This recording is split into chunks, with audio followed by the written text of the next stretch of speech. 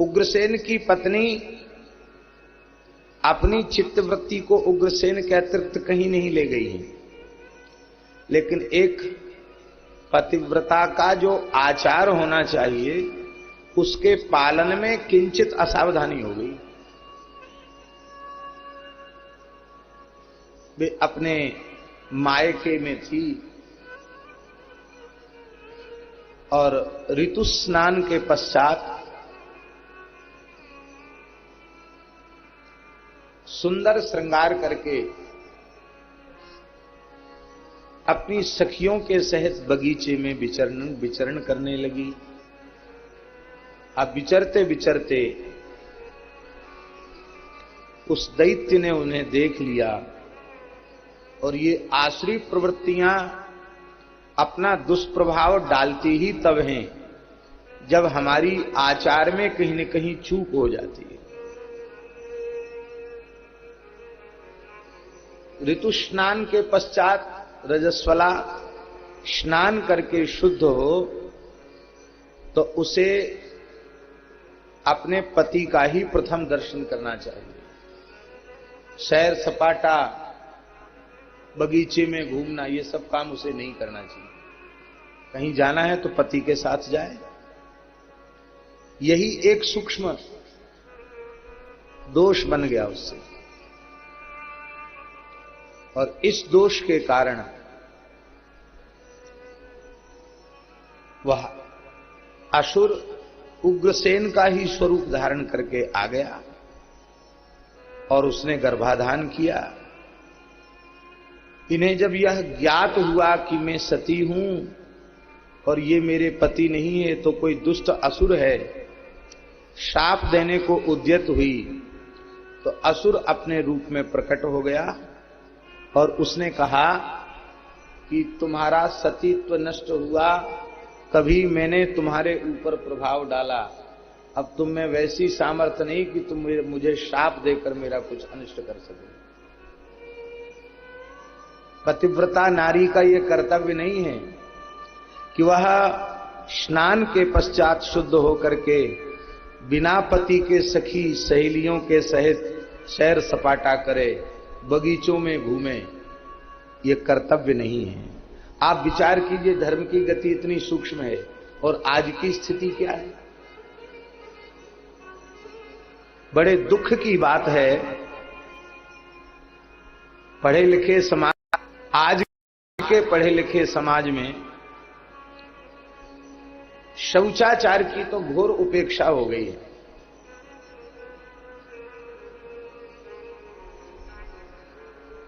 माताओं का शरीर, बहनों का शरीर जब अशुद्ध अवस्था में हो तब तक उन्हें किसी भी वस्तु का स्पर्श नहीं करना चाहिए। लेकिन ये सब समाप्त हो गया। अब तो लोगों ने भी कहना शुरू कर दिया कि ठाकुर जी की सेवा भी कर सकते हो, सब काम कर सकते हो, रसोई भी बना सकते हो। ऐसा लोग कह रहे हैं आजकल लोग। अरे नारायण कथावाचक कह रहे हैं, ये तो शरीर की स्वाभाविक प्रक्रिया है, इसमें क्या शुद्धि है शुद्धि।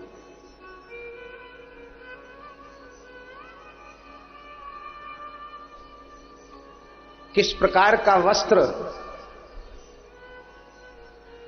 शरीर पर होने पर रजोधर्म होता है तो उसका क्या फल होता है, ये सब शास्त्रों में लिखा हुआ है।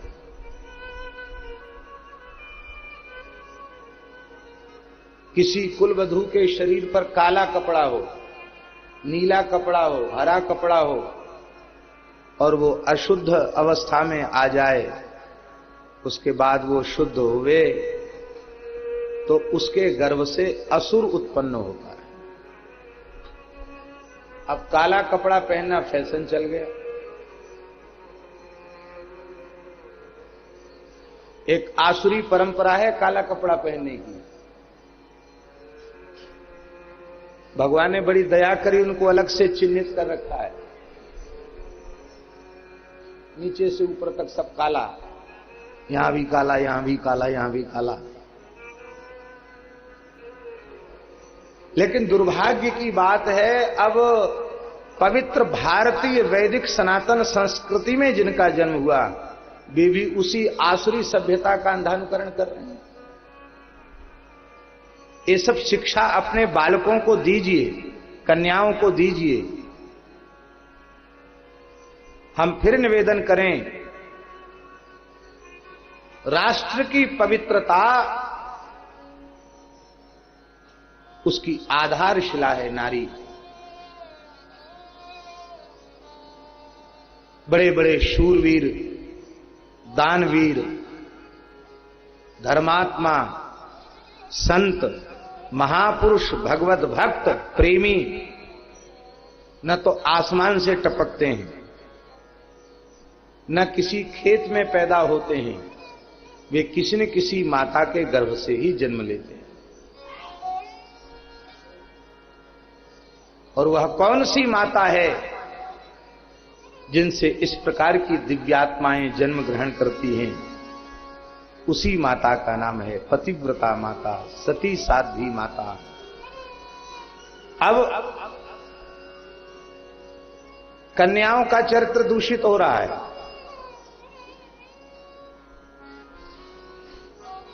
बालकों का भी चरित्र दूषित हो रहा है।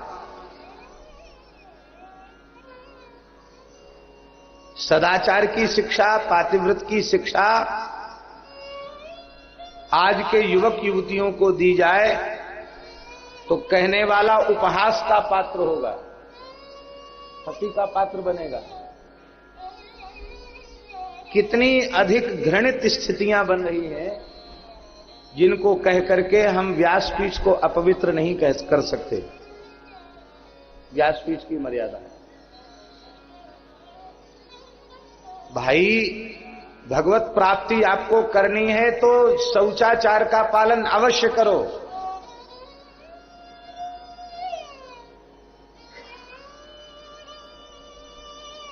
आप महाभारत उठा करके देखिए, महर्षि धौम्य का शिष्य, आयुध धौम्य का शिष्य कहता है कि मैं गुरु दक्षिणा अर्पित करना चाहता हूं। बहुत आग्रह करने पर महर्षि ने कहा, तुम अपनी माता से पूछ लो। गुरु माता से पूछा गया तो उसने कहा कि अयोध्याधिपति महाराज सौदास की जो परम पतिव्रता महारानी है, मदयंती, उनके कुंडल हमको चाहिए। और ब्रह्मचारी जब कुंडल लेने के लिए अयोध्या पहुंचा, महाराज से कहा तो महाराज ने कहा कि ब्राह्मणों के लिए, ऋषियों के लिए निवास में कभी कोई रोक टोक नहीं है। आप स्वयं चले जाएं, बिना किसी संकोच के महारानी से कुंडल प्राप्त करें।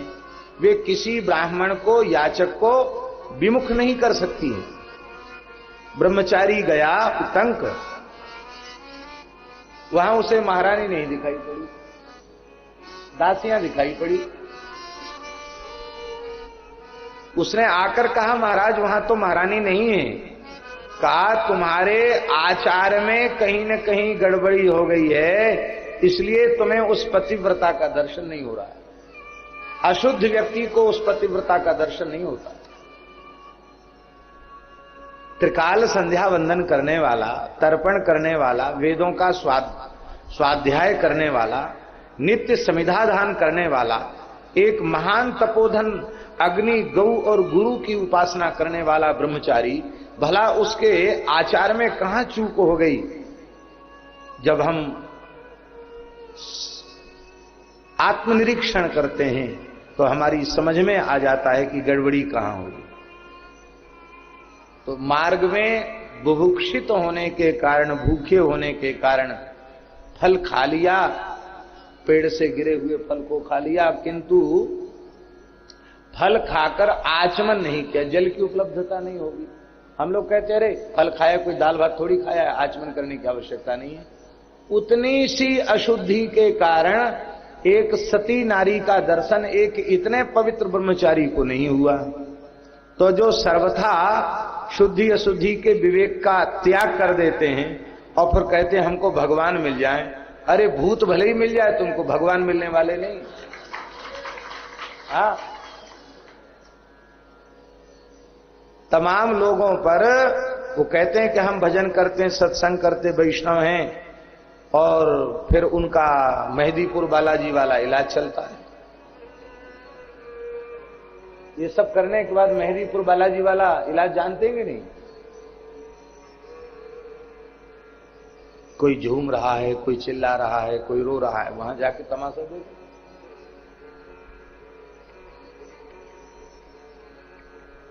पद्म पुराण में भगवान व्यास कह रहे हैं, न प्रेतो न पिशाचो वा यक्षो गंधर्व एव वा भक्ति युक्त मनस्कानाम स्पर्शने न प्रधुरु भवे। जिनके मन में भगवान की भक्ति विराजमान है, प्रेत पिशाच यक्ष गंधर्व इनको छू नहीं सकते हैं। कहां गई हमारी भक्ति? अरे भैया, भक्ति है कहां? रोटी कपड़ा की भक्ति है। भगवान में जैसा प्रेम होना चाहिए वैसा प्रेम नहीं है। जीवन में सतत सावधानी आवश्यक है। हम माताओं से आग्रह करते हैं, शास्त्रीय शौचाचार जरूर माने और अपनी बालिकाओं को भी सदाचार की जरूर शिक्षा दें। नारी यदि आचरणहीन हो गई, उसका आचार बिगड़ गया, वह उल्टा हो गई, स्वेच्छाचारिणी हो गई, तो अपने पति के खानदान को भी नरक ले जाती है और जिस खानदान में पैदा हुई है उसको भी नरक ले जाती है। और यदि कहीं सती हो गई तो, पतिव्रता हो गई तो पुत्री पवित्र किए कुल दो, दोनों कुल पवित्र कर देती। प्राचीन काल में माताएं अपनी बालिकाओं को गोद में बिठा करके जब से उन्हें होश आता था, वे बोलना सीखती थी, तभी से उन्हें सदाचार की शिक्षा दिया। हम खूब देखिए, तिलक तुलसी का विरोध नहीं किया जा रहा है, बहुत ध्यान से सुने। हम खूब तिलक लगा लें, कंठी बांध लें, माला भी फेरने लग जाएं, लेकिन यदि हमारे जीवन में सदाचार नहीं है, जितेंद्रियता नहीं है, तो ये बाहरी नाटक हमारा कोई काम बनाने वाला नहीं है। हम इसका निषेध नहीं कर रहे हैं, महिमा है इसकी, लेकिन हमारा स्वयं का जीवन व्यवस्थित नहीं है।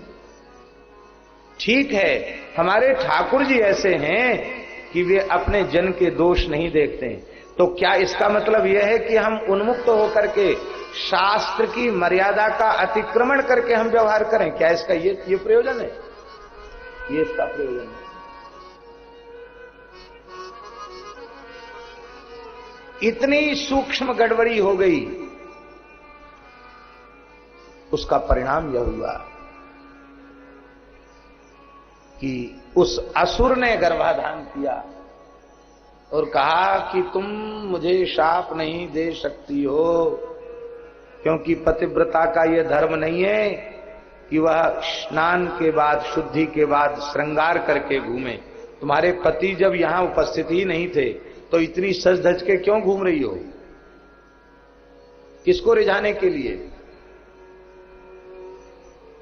तुम्हारे आचरण में चूक हुई तो मुझे अवसर मिला और महान बलिष्ठ पुत्र उत्पन्न होगा, कह के वो चला गया। यद्यपि उग्रसेन को इस बात का बोध हो चुका था कि ये मेरी संतान नहीं है, लेकिन फिर भी मोहवश वे उसका त्याग नहीं कर सके। भवितव्यता ऐसी थी, भोगना पड़ा। कंस दुष्ट था। एक सच्ची घटना आपको हम सुनाए। पंजाब के नरेश, महाराजा रणजीत सिंह बड़े राष्ट्रभक्त, गोभक्त थे, सनातन धर्मी थे, बहुत अच्छे थे।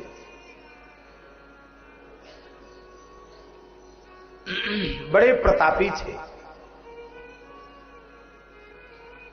उनकी गोभक्ति कैसी थी, एक उदाहरण आप श्रवण करें। एक घर की मोरी में, नाली में कुछ खाद्य पदार्थ की गंध पाकर एक गाय ने उसमें अपना मुंह घुसाया। मुंह भीतर चला गया, फंस गया, सींग फंस गए, निकाल नहीं पा रही थी गाय, लोहू लुहान हो गई, भीड़ इकट्ठी हो गई।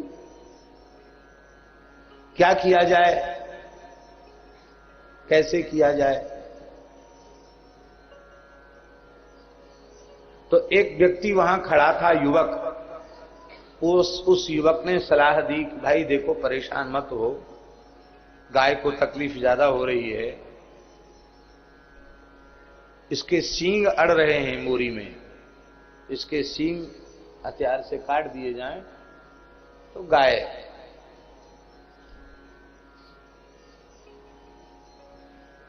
बाहर निकल आएगी।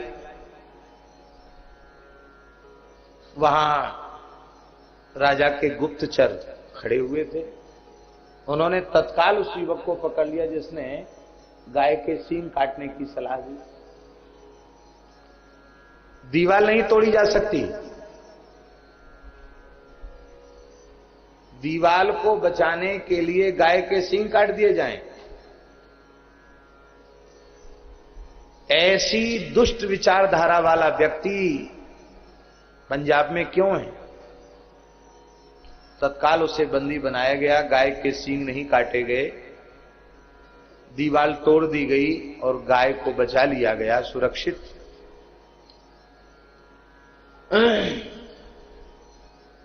महाराजा रणजीत सिंह ने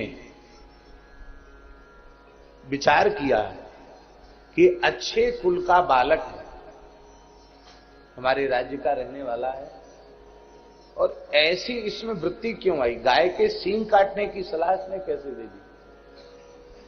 उसकी माता को बुलवाया, बोले देखो सही सही बताओ, ये किसका पुत्र है, तुम्हारा है कि किसी और का? क्योंकि तुम्हारा पुत्र ऐसा नहीं बोल सकता। यदि तुम सत्य बोलोगी तो इसके प्राण बचेंगे, नहीं तो आज तुम्हारे पुत्र के प्राण जाएंगे, से मृत्यु दंड मिलेगा। डर आया महाराज ने, और उसने कहा महाराज मैं कभी असत्य भाषण नहीं करती, मैं एक कुलवधू हूं, मेरे आचरण में कहीं से कहीं कोई कमी नहीं है, खोट नहीं है, यह मेरे पति के द्वारा प्राप्त मेरा ही पुत्र है, ये अन्य किसी का पुत्र नहीं है। और मैं बहुत विचार करती हूं कि ये दुष्ट क्यों निकल गया, आज मेरी समझ में आ रहा है। स्नान के पश्चात, रजोधर्म की निवृत्ति के बाद के स्नान के पश्चात मैं अपने केश सुखाने के लिए छत के ऊपर घूम रही थी, और उसी समय एक कसाई मांस लेकर, चमड़ा लेकर के पशु का जा रहा था। तो सबसे पहले कसाई पर दृष्टि पड़ गई। उस कसाई पर दृष्टि पड़ने का दुष्परिणाम यह हुआ कि मेरे गर्भ का ये बालक दुष्ट हो गया। उसके बाद उसी दिन गर्भाधान हुआ और वो संस्कार मेरे पुत्र पर आ गए, और मुझे कहीं कोई कमी नहीं दिखाई पड़ती है अपने आचार में। कहते उसके बाद रणजीत सिंह ने पशुवध पर रोक तो लगा ही दी, और कहा कि जो ऐसे लोग हैं जो बिना मांस खाए नहीं रह सकते, उन्हें किसी भी नगर में रहने की अनुमति नहीं है। पंजाब के किसी गांव में, किसी नगर में कोई कसाई नहीं रह सकता, उसे बाहर जंगल में कहीं जाकर रहना पड़ेगा। और रणजीत सिंह ने कानून बनाया कि हर माता, हर नारी एक दर्पण अपनी अंगूठी में, एक शीशा जड़वा करके रखेगी। यदि पति का दर्शन न हो तो अपना ही मुख देख ले स्नान के पश्चात, पर किसी ऐसे पुरुष का मुख न देखे जिसका जीवन पवित्र नहीं। आप सोचिए कितनी बारीकी है। इसलिए बहुत सावधान होकर के व्यवहार करना है। भगवान सर्वांतर्यामी हैं, भगवान से कुछ छिपा हुआ नहीं है। ऐसा जानने पर जीवन अपने आप पवित्र हो जाता है। हम जो कुछ कर रहे हैं वो भगवान देख रहे हैं ऐसा नहीं है। हम जो सोच रहे हैं वो भी भगवान अनुभव कर रहे हैं। ऐसा मन में विचार होगा। चाहे तो भगवान की व्यापकता मान लो और चाहे गुरु जी की व्यापकता मान लो। बोलते रोज हो पर स्वीकार नहीं करते हो। अखंड मंडलाकारम व्याप्तम येन चराचरम तत्पदम दर्शितम येन तस्मै श्री गुरवे नमः। जिसने चराचर को व्याप्त कर रखा है वो गुरु तत्व है। आप गुरु जी के सामने कोई गलती करेंगे? अब गुरुजनों के पास रहने वाले लोग अपराध में लिप्त हो जाते हैं। क्यों? वो सोचते गुरु जी थोड़ी देख रहे हैं, क्योंकि वे गुरु को एक देश में, एक पिंड में सीमित मानते हैं। वे गुरु तत्व की व्यापकता का अनुभव नहीं करते हैं कि अखंड मंडलाकारम व्याप्तम येन चराचरम, वह तत्व गुरु तत्व है। ये एक बार हृदय से कबूल कर लो, स्वप्न में पाप नहीं बनेगा। ऐसे व्यक्ति के दर्शन करने वाले के पाप नष्ट हो जाए। या तो भगवान की व्यापकता मान लो या गुरुदेव की व्यापकता मान लो। भगवान ही आचार्य रूप में, गुरु रूप में जीव को प्राप्त होते हैं। तो कंस जन्मजात दुष्ट था। दुष्ट भी दो तरह के होते हैं। एक तो जन्मजात दुष्ट होते हैं जिनको कहेंगे पैदाइशी दुष्ट, और एक जन्म से दुष्ट तो नहीं होते पर दुष्ट की संगति में पड़कर दुष्ट हो जाते हैं। तो जो दुष्टों की संगति में पड़ के दुष्टता जिनमें आ जाती है, उन्हें सज्जनों का संग मिले तो उनकी दुष्टता चली जाती, उनमें फिर सज्जनता भी आ जाती है। लेकिन जो जन्म से ही दुष्ट होते हैं उनका मामला बड़ा टेढ़ा है, वो जल्दी सुधरते नहीं हैं।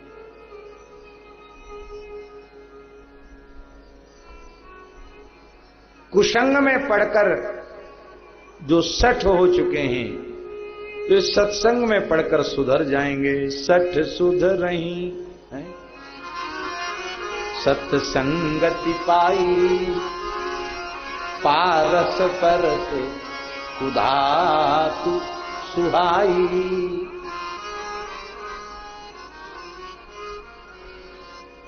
लेकिन मूर्ख हृदय न चेत, जो गुरु मिले विरंचि सम, फूल ही फरहि न बेत, जदपि सुधा बरसहि जलद।